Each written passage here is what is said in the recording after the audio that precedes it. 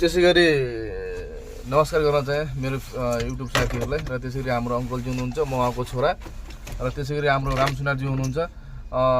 हामी विगत लामो समयदेखि पुनः बसिरहेछौँ र आज कामको सिलसिलामा एउटा यसो घुमफिर एउटा काहीँ काम पाइहाल्छ कि भनेर यहाँसम्म पुगिरहेको छौँ। अङ्कल के भन्न चाहनुहुन्छ त?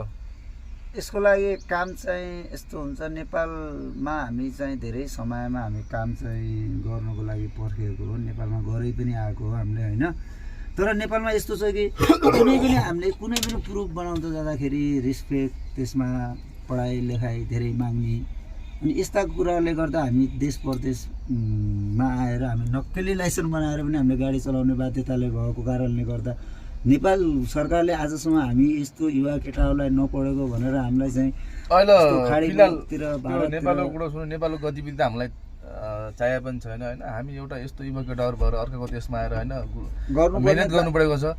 अब यहाँ हामी आज कामको सिलसिलामा आएका छौँ, हामीले होइन काम पनि 100% हामीले पाएका जस्तो छौँ। अब हाम्रो मेन कन्ट्याक्ट गर्ने काम हो हाम्रो राम सुनारजी हुनुहुन्छ, हाम्रो एकदम अग्रज व्यक्ति होइन, बुद्धिजीवी व्यक्ति।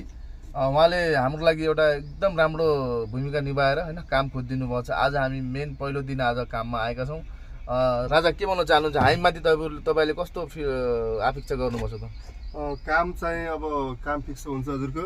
आज सेट आउँदैछ, साउ आउँदैछ अहिले हजुर। अब कुराकानी गरेर अब भोलिबाट तपाईँहरूको काम ड्युटी चालु हुन्छ। हजुर हजुर। अब मैले गर्ने साइड सबैबाट आफ्नो साथीहरूलाई गर्ने यति नै त हो, अरू के गर्न सकिन्छ र? अब नेपाली भनेको अब सबै नेपाली एउटै हुँदैन होइन, कुनै कुनै ठाउँमा नेपालीहरूले सहयोग पनि गर्दैन, आफन्त नेपाली हो चाहे जो पनि होस्। तर तपाईँले एउटा हामीलाई सानो एउटा रोजीरोटीको बाटो अप्नाइदिनु भएको छ, अप्नाउने प्रयास गर्नुभएको छ होइन। यसको लागि हामी हजुरलाई धेरै धन्यवाद दिन चाहन्छौँ। हस् धन्यवाद होइन। अब के गर्ने, कस्तो धन्यवाद दिन चाहे।